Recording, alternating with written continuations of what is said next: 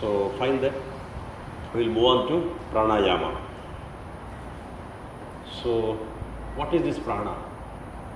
A Sanskrit word. Prana means, sorry, breathing. Okay, it's called prana vayu. It is not exactly the prana. Sorry, life. Yeah. In other words, a life force within, so within our body. So because of that, we are living. We are living. Once it leaves, what happens? Still, we'll be having all this physical body, same legs, same heart, same everything, but it is of no use. Since we have that prana within, so that is doing all the work for you. Correct? For example, let us take the case of breathing. Okay. Here in pranayama, we do breathing consciously. Otherwise, do we put any effort for breathing? It happens automatically. So there is life force that takes care of all those things. So if you look at the metabolic activities, we do only 10% of voluntarily those activities. They are called volunteer activities. Okay, just eating and excreting only for some time. The portion of excretion work is we do voluntarily.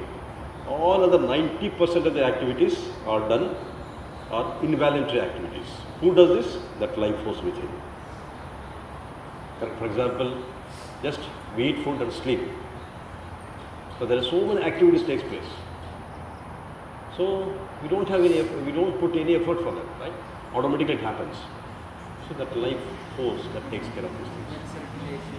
Yeah, blood circulation, breathing, you take anything. Excretion, even that immunity system. So that's why during Agnisara what we do. Actually we say that the prana is pivoted, mainly just in the thinking to say that it is there at our what do you call it? Navel, just behind the navel. So when you do Agnisara, audible, right? Okay, when you do Agnisara, so we are stimulating that prana. So with that, we will be able to control our emotions, stresses, and there is even that is actually responsible for digestive system and also excretory system. So that is the reason. So there are a lot of benefits from this Agnisara. So that is all yogis insist on doing this Agnisara. Do other things are not different things, but you have to do Agnisara. But remember that. So actually that should be in sequence. Don't straight away practice Agnisara. You should be doing first Vastrika, that will prepare your body and mind for other yoga priyas. And a kind of just a preparatory exercise. Then after that you should do Kapalbhati. Then go for next one, Ujjayi. Then you should go for Vayusara, then Agnisara. You should maintain the sequence. Then straight away don't get into Agnisara. Okay? You have to follow that sequence. So then your body will become, your abdominal muscles become a little flexible and you can do it comfortably. Okay?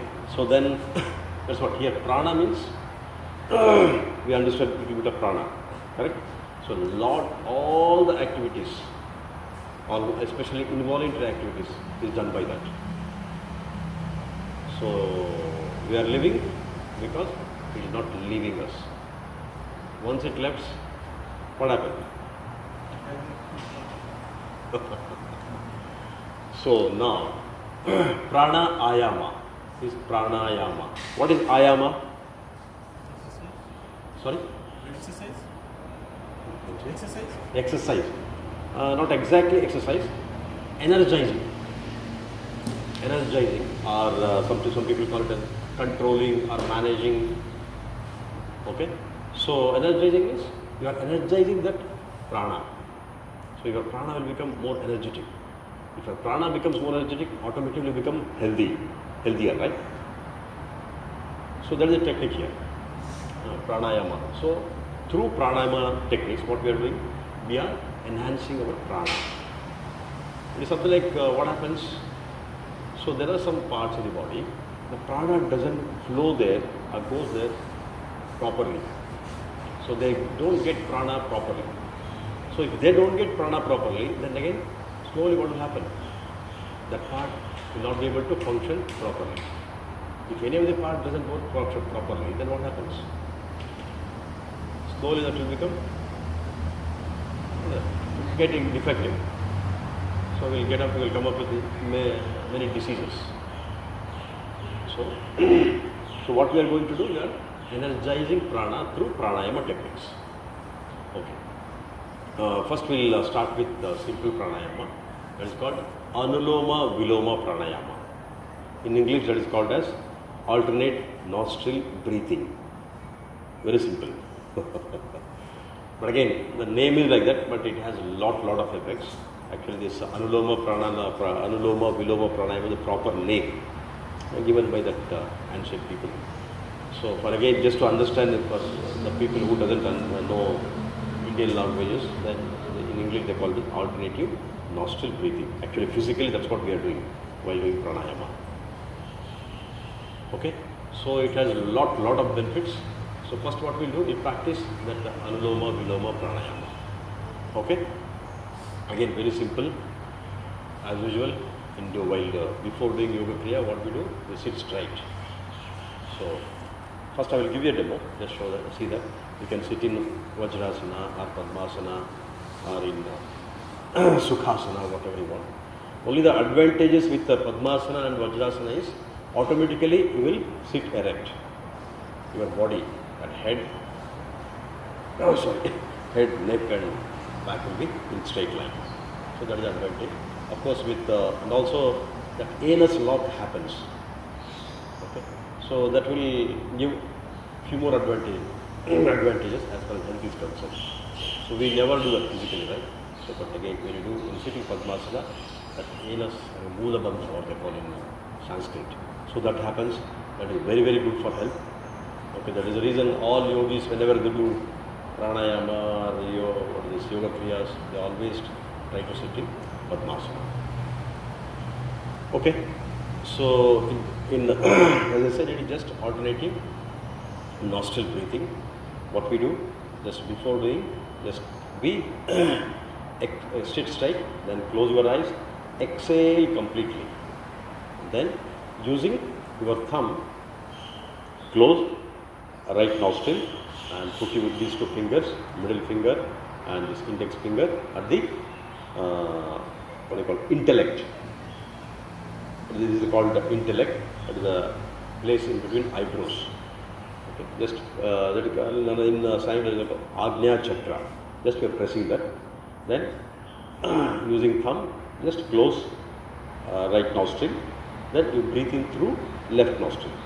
The breathing should be as deep as possible. So you should expel all the air within your lung.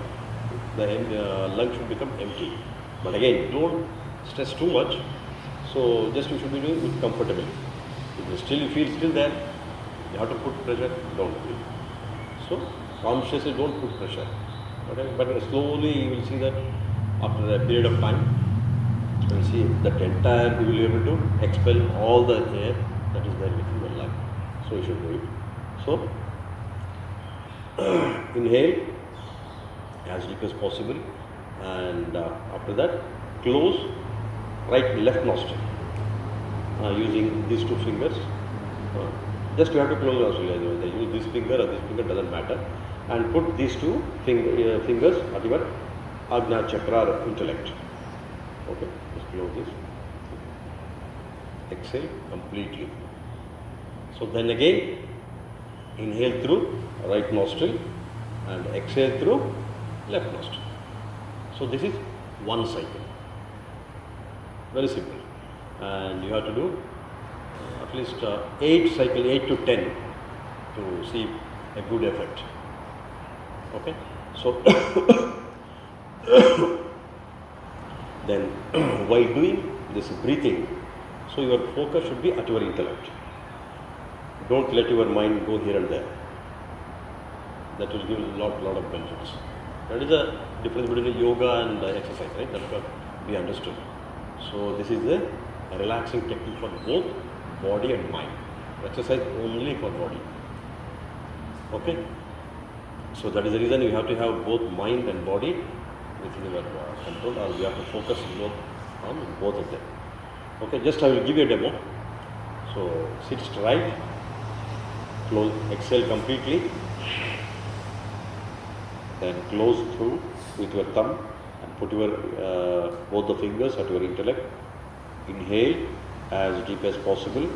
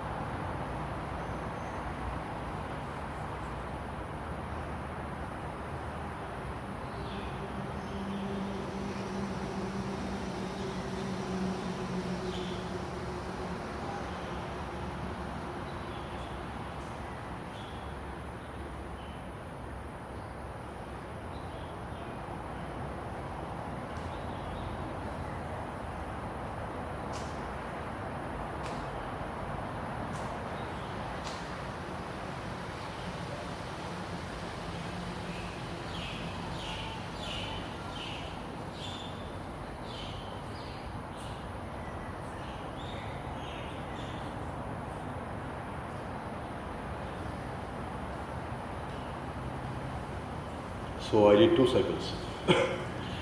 Just with one finger or 2 fingers, you should be pressing your this Ajna Chandra intellect. Okay? Very simple, and a lot of benefits. So any questions? Or shall we go for practice? Yes, sir. Yeah, correct. Yeah. Close your right nostril with your thumb. Then you will be inhaling through left nostril. So nothing to do with the right nostril, just you are closing it. Then after that, so what you do, you close your left nostril and exhale through right nostril as long as possible.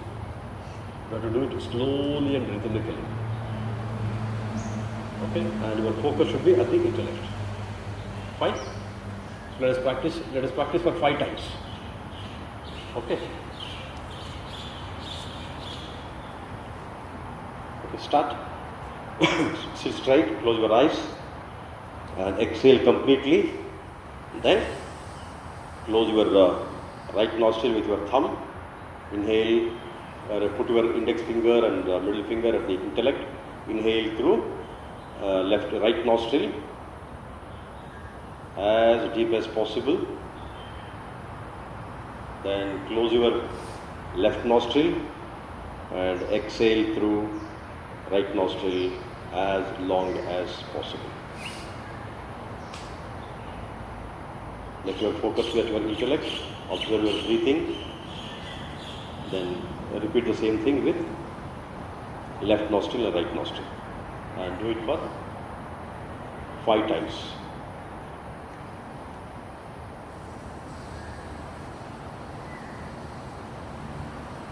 Eyes should remain closed.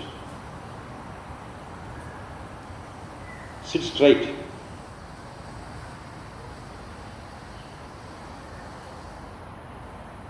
While doing breathing, you should not move your body.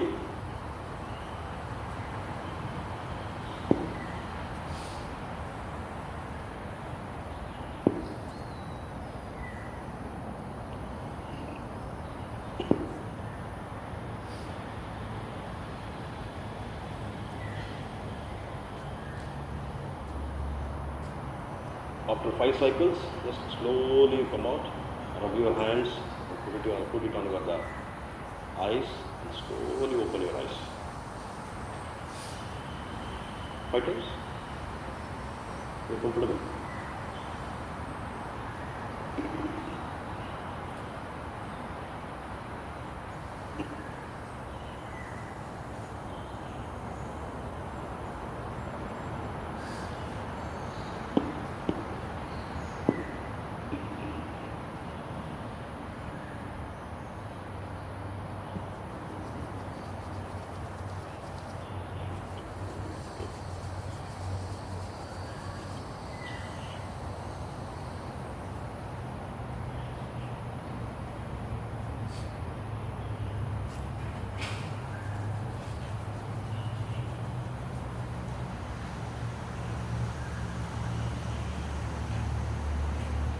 Okay, after 5 breathings, just stop. Come out slowly.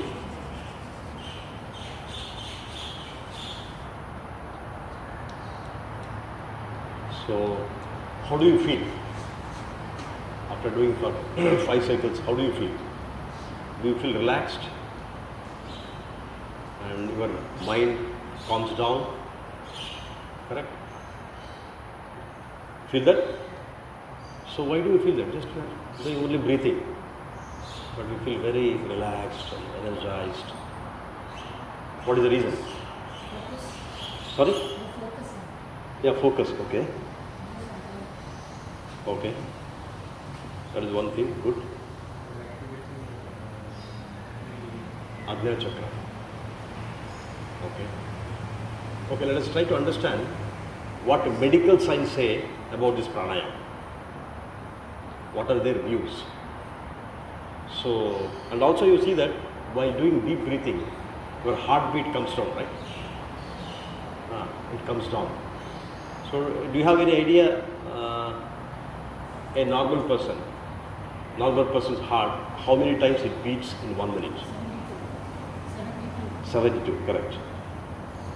72, right? So then approximately 1 beat takes how much of time? Correct, less than a second. It is 0.8 second.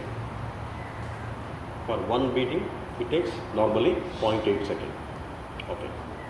So what happens during that 0.5 second? So first thing is heart contracts, right? It pumps the blood throughout our body. This pumping or contracting, in medical term they call it something like systole. That takes 0.3 second. So then what happens? That blood gives nourishment and take out the carbon dioxide from the blood. Again, that entire blood will come to lungs. Then it gets purified again in lungs. It gets oxygen again. It will leave that carbon dioxide there and gets oxygen. Then it becomes 100% pure. Once again it is pumped. Then again, let's say now pure blood will go to all over body, and again and also provide nourishment and oxygen in all our blood cells. So that's how it works. They call it a systole and something like a diastole. Okay, systole takes always 0.3 seconds. In diastole takes, the purifying blood, it takes 0.5 seconds, 0.3, 0.5. Okay, now let us take the case of when you are stressed, when you are under tension, what happens? Your breathing becomes shallow. You are breathing very fast. At the same time, heart beating also goes high. Let us say your heart beating goes up to 80. So in 1 minute, now heart is beating for 80 times. Then what is the time given for 1 beat? Definitely less than 0.8 second. Let us say 0.7 second. So again, that systole, pumping, contracting, that is constant, 0.3 second. So it cannot come down. So then now that remaining the 0.5 second, our diastole has to compromise. Now we have 0.7 second in total, so it will get only 0.4 second. So to purify the entire blood, we need 0.5 second. Here we get only 0.4 second. Then only 80% of the blood is purified. So when heart pumps, only 80% pure blood goes all over the body, 20% impure blood. Let us say we are more stressed. We get angry, more stressed. Then what happens? Again, the heart beating goes again much higher. So then the time given for this diastole is again much lesser. Let us say again only 60% of pure blood is going to all over body, 40% impure blood. Let us say it keeps happening for a longer time. So definitely our organs are not getting pure blood, they will not work properly. Slowly you will get diseases.